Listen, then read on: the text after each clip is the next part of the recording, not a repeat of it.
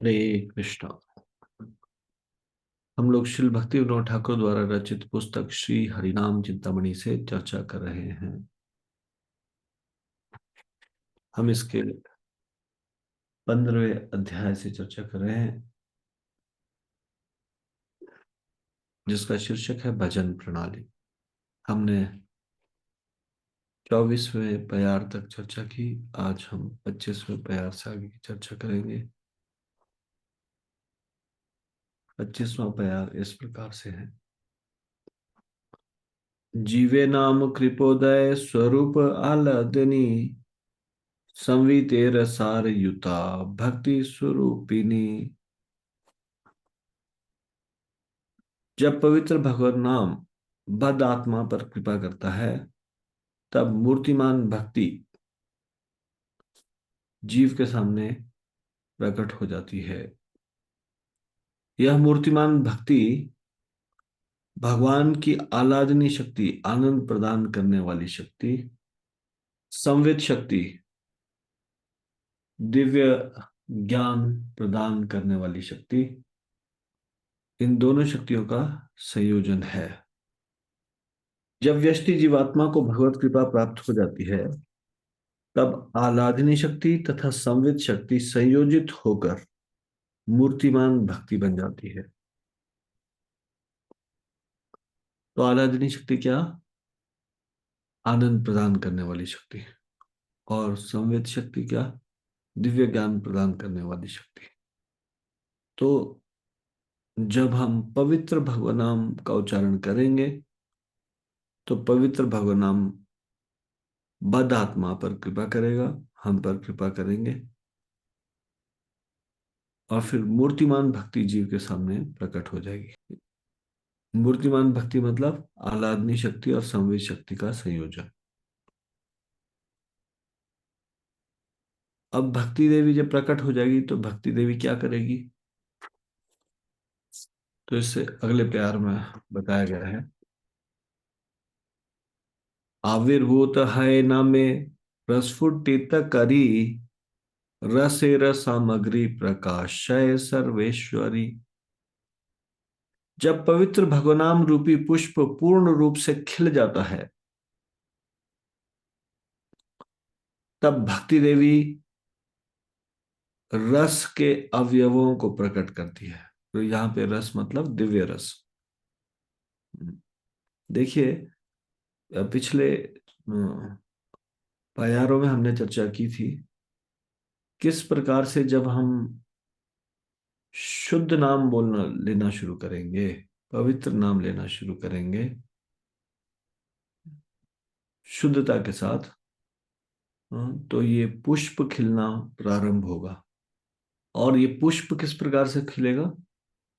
सबसे पहले हमने चर्चा की थी कि भगवान का सुंदर रूप प्रकट होगा। भगवान नाम का जप शुरुआत करेंगे, फिर आस्ते आस्ते अशुद्ध नाम से नामाभास, नामाभास से शुद्ध नाम, शुद्ध नाम से फिर भगवान कृष्ण का श्यामल और सुंदर रूप प्रकट होगा। फिर ये पुष्प और अधिक खुल जाएगा और फिर सुगंध भी देना शुरू करेगा। तब भगवान के 64 दिव्य गुण प्रकट होंगे।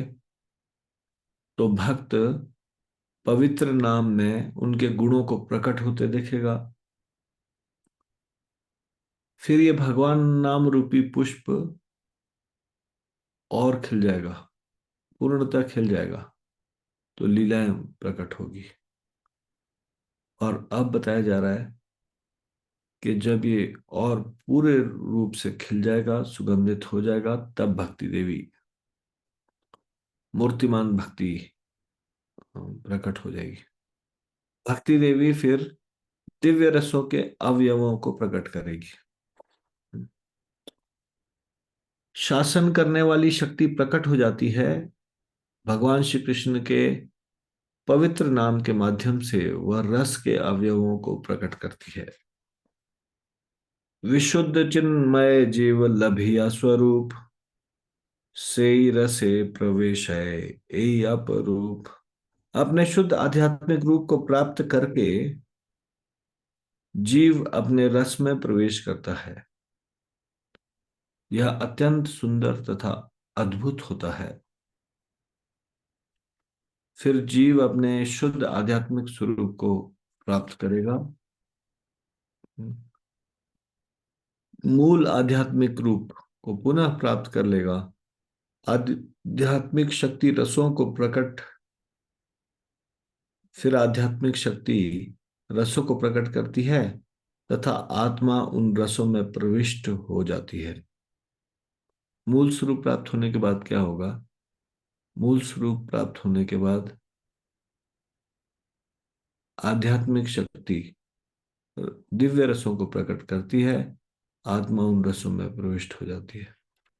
रसेरविभाव से तत्व आलंबन तदाश्रय भक्त तद विषय कृष्ण धन। भाव प्रेम के प्रमुख कारणों को आलंबन कहा जाता है। यह दो भागों में विभाजित होता है। प्रेमी, आश्रय जो भक्त है, तथा प्रेम का विषय जो कि भगवान कृष्ण है। रस में स्थायी भाव पूर्ण भावों में से एक है। चार अन्य भाव भी होते हैं जिनके द्वारा भी व्यक्ति रस प्राप्त करता है।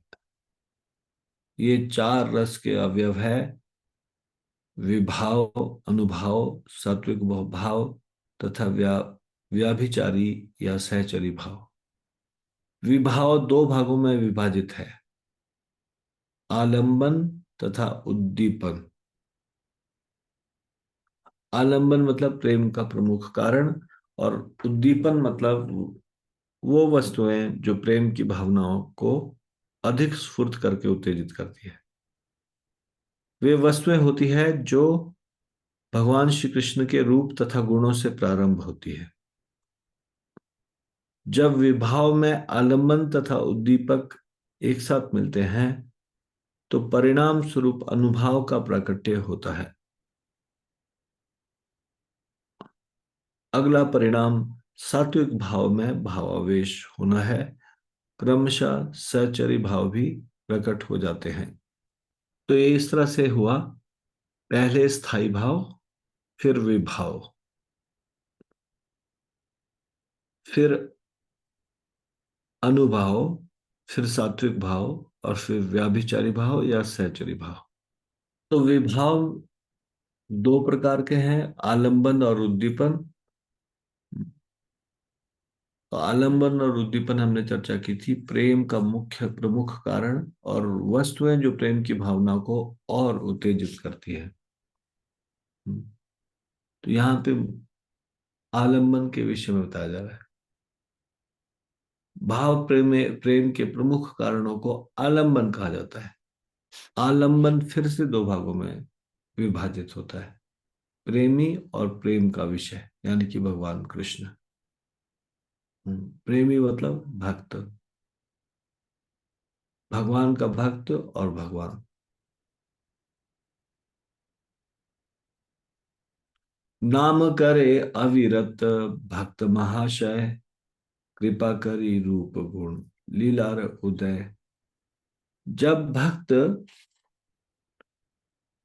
पवित्र भगवान का सतत जप करता है तो कृपावश भगवान का रूप गुण लीलाएं उसके समक्ष प्रकट हो जाती है। अब ये विभाव का एक उद्दीपन, आलंबन और उद्दीपन था। उद्दीपन क्या है? हाँ, तो यहाँ अगले श्लोक में बताया गया है कि उद्दीपन किसको कहते हैं। उद्दीपन कृष्ण रूप गुणाधिक यत आलंबन उद्दीपन विभावे संयुक्त। भगवान कृष्ण का रूप, गुण तथा अन्य लक्षण उद्दीपन कहलाते हैं। आलंबन तथा उद्दीपन विभाव के दो भाग है। तो आज हम यहीं तक चर्चा करेंगे, इससे आगे की चर्चा हम कल करेंगे।